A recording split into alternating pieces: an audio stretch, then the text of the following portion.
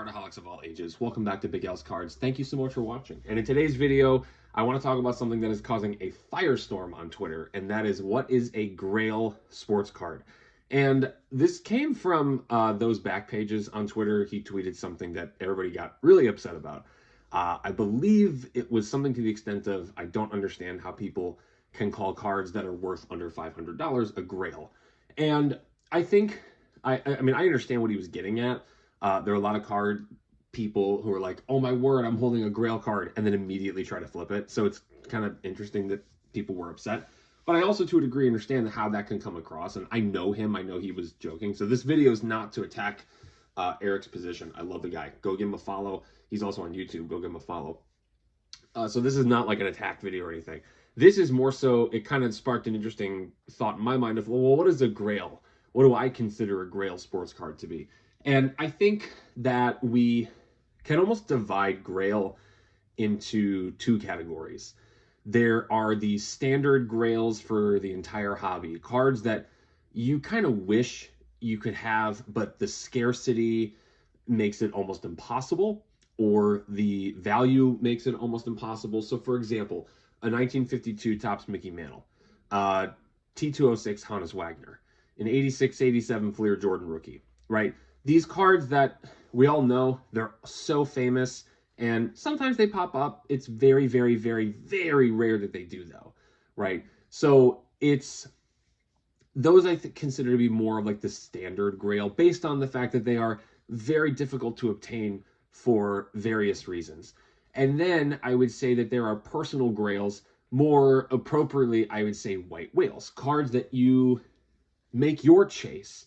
Captain Ahab made the white whale his chase, and you have cards that maybe are your chase cards, right? Things that you consider to be the biggest piece of your collection or your most favorite piece, and that might not necessarily be tied to things like scarcity or value. It could just be personal value to you, right? So I have cards here of varying degree that I consider to be my own personal Grails, my personal white whales. So I'll start with the most obvious ones, and those are my one-of-ones. So I got the Trish Stratus Phoenix 1-of-1. I think any Trish collector would call this a Grail because it is a 1-of-1 right there. And it's, I mean, there's only one, right? So of course this is going to be something that people are going to be chasing, but it's pretty specific to Trish Stratus collectors or wrestling collectors. So this is more of a white whale for somebody. The same thing is true, and I think we all know this was my white whale for a long time, the Johnny Gargano Prism Black 1-of-1.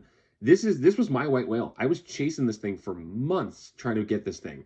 And when it finally came up, I'm like, I gotta get it. And it's mine. Like, this is my white whale. I own it. Now the white whale has shifted to the Select 1-of-1, which if you know where that is, let me know.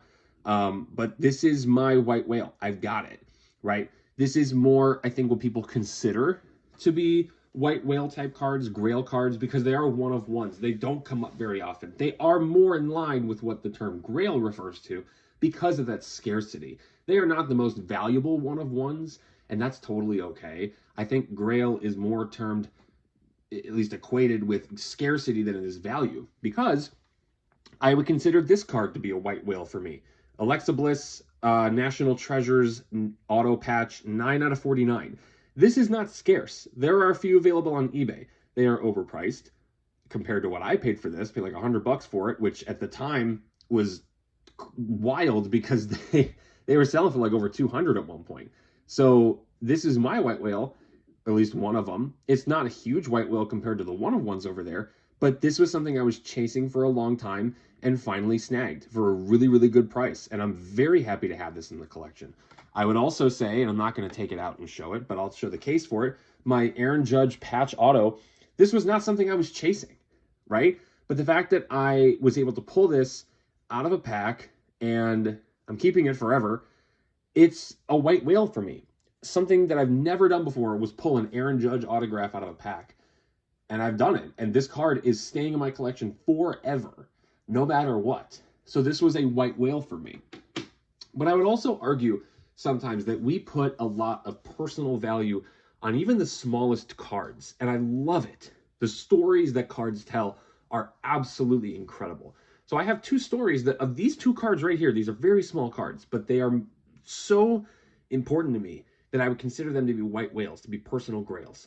So the first card is a 2002 Donruss Fan Club Sammy Sosa base card. This is a base card, dollar card maybe at most. I love this card. The color absolutely pops. Sammy Sosa was one of my favorite players as a kid. And for me, this was the card when I was a kid that I had to have. I think I was like 10 or 11 years old, and my cousin had this card, and I had to have it. I would trade anything to get this Sammy Sosa card. It just looked beautiful to me. So this is not the original card. I have maybe never shared this, but 2005 we had a house fire, so I had to replace some stuff as I got older. And this was one of the things on my list of getting this card, because this card meant a lot to me. And it might not mean anything to you, but the story behind it, it means everything. The other card here is not even a sports card, but it's a card that I actually want to get graded, whether this one or buying one graded, I haven't decided yet. But that is a Fossil Articuno non-holo, and this is not even first edition. So the story behind this card, my grandpa used to take me to Pokemon tournaments at my local Toys R Us, and they would pass out cards just randomly, and I'd pick it up in the middle of the Pokemon battle, and I would look at it, be like, thank you, and then this was the card that I was given. And I was like, wait, this is an Articuno, like what? And everybody called me the lucky one. It was kind of really funny. And I showed my grandpa, and he was like, don't ever get rid of that. It's, the story behind it means everything to me. And again, the original card is lost somewhere, probably in the fire. So I, of course, had to replace this one. The story means everything to me. This is my White Whale Pokemon card. I know there's a lot of copies of this card out there. I'm fine with that. This is my Pokemon card. And there is no Pokemon card like it for me because of that story. So the point I guess I'm trying to make is a Grail, I think, is whatever you want it to be. And I think that there are standard Grails and personal White Whales. And there's nothing wrong with having a personal White Whale that is under, what people would consider to be a Grail card's value. Value, in my opinion, shouldn't have anything to do with it. I think the story that the card tells makes it what is your personal White Whale. Grail card, the Wagner, the Jordan, the Mantle, I think those are pretty standard, and any collector would be very happy to add those to their collections. Like, oh, I got, what the hobby considers to be a Grail card. But there are personal Grails / White Whales that everybody has. Whether it be a Johnny Gargano 1/1, a Sammy Sosa base card, or an Articuno non-holo, everybody's got a personal White Whale card that they've chased and chased and chased. And maybe they're still chasing it. Maybe they haven't. Who knows? But that's the beauty of Grails and White Whales, is that they really can be whatever you want them to be. And I think that that's a beautiful thing.